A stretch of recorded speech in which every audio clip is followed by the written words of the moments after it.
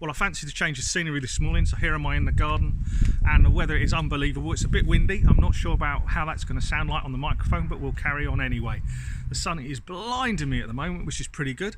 I can hear in the distance the sound of people tidying up their gardens, and the shears just clicking away, and they're probably all thinking, having looked out of their bedroom windows, why the heck doesn't Langley tidy up his own garden? It's really good to see you this morning. So first things first, a big shout out to Joyce and Alan Smuts watching from the States. It's really good to hear that we've got people viewing us on the YouTube channel from overseas, as well as if anyone's out there from the Norwegian church planting team, Methodist church planting team. It was really good to see you the other day, and once again I hope you survived the British fish and chips. A big shout out to Cheeky Monkeys. Haven't had a chance to say hello. I know there's a number of mums and families there who are struggling with those who are ill, so I hope everyone's all right. I hope it's not dreaded coronavirus that is going around. There are easier things to have, of course. Also, Air Training Corps Squadron 51 at Alton Waterville, thank you very much for the birthday messages. It was really good to hear it, really uplifting and to feel connected. So big shout out to you today. Now, news, first thing happening today.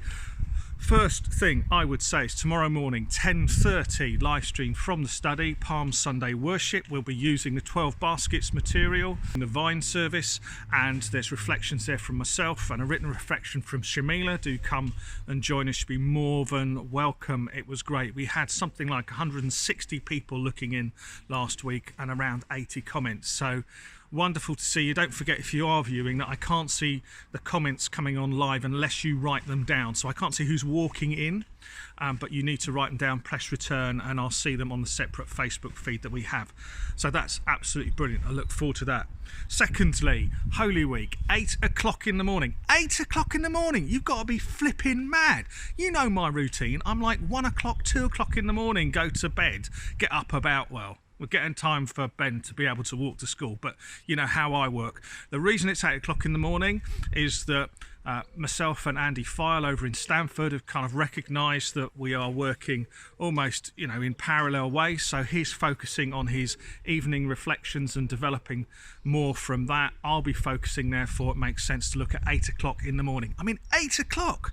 I mean, it's going to take me an hour in makeup before we even get anywhere near the camera. But one would think, that's something like, because we're in Holy Week, and one would think that maybe we're being called to a discipline and perhaps show our discipline in other ways. Okay, 8 o'clock in the morning, see you. The thing is that we'll be able to play it back. We're using Caroline's material from Dogsthorpe. Caroline's produced some stuff so Dogsthorpe Methodist Church can reflect in prayers through Holy Week. Looked absolutely brilliant. I thought what I'll do is I'll blend that with the prayers that are laid down in the Methodist Worship Book, and we'll see where we go from there. If there is a demand for something more on Maundy Thursday or Good Friday, I'm more than happy to do that, but for the moment what I'm thinking is we'll produce something really useful.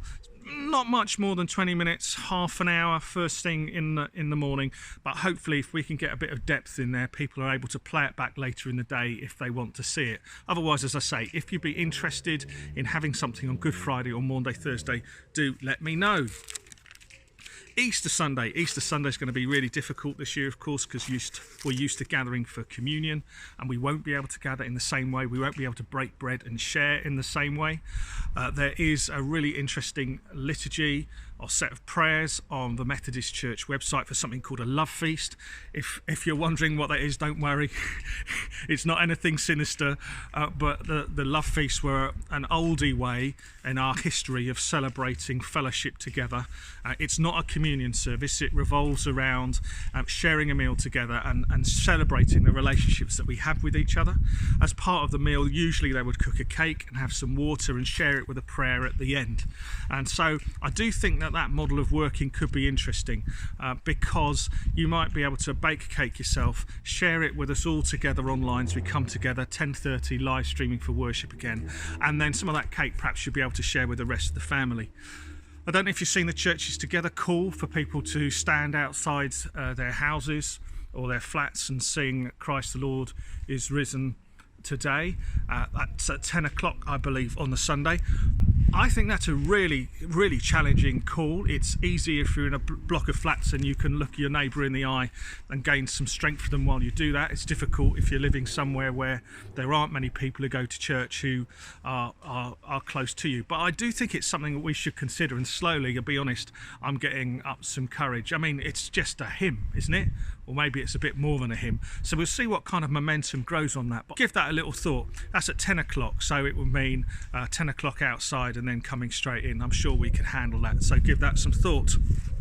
So, other news that I've got for you today, the real stuff.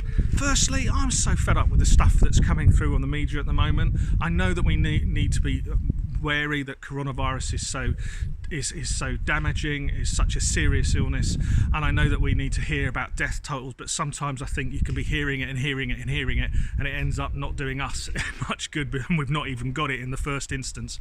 And it is really sad and tragic when you see people who have no underlying health conditions struggling and suffering and indeed dying, and people who are serving the NHS dying as well.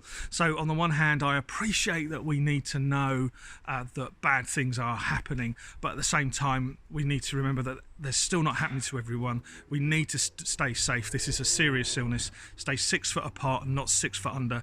But I think it's really good advice to say don't be watching the news every hour because you're just filling yourself with lots and lots of negativity. Let's try and stay positive at the same time as well. But yeah, and a big prayer out to those who are struggling at the moment with suspected coronavirus, especially Gemma at the moment. I know you're struggling, and there's 1 or 2 others as well.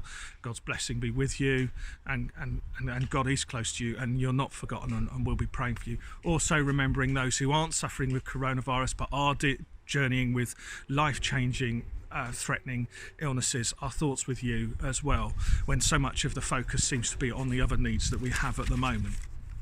And finally, well, the latest thing that's happened in my house is, I can't believe it, well, all our lot seem fit and healthy in terms of what we're eating, because at the moment, well, there's nothing much in the supermarket shelves, and we are trying to watch what we're buying, but our lot can go through a whole packet of multi-crisps like a load of gannets, let alone anything else. So they don't know this, but I've taken a big bag of multi-crisps, because there was another bag there, a big bag of multi-crisps, a packet of biscuits, and a packet of Kit Kats as well, although there are other leading brands, of course, and I've hidden them so nobody knows.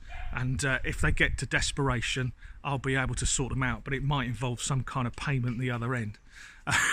But in all seriousness, to remember those who really don't have very much at all and are struggling, and those who depend on food banks, and those who are depending on night shelters. And we remember not just those people who are working in the NHS, but all of those other community volunteers who are stepping up to the plate at the moment, supporting others. So God bless you. God be with you. I look forward to seeing you tomorrow morning, and hopefully this will have come out well. If it has, give it a good thumbs up and do subscribe. It's one way that we can increase the reach and people's engagement with us, because we're here to support everyone and anyone. Okay, so God bless, and thanks a lot.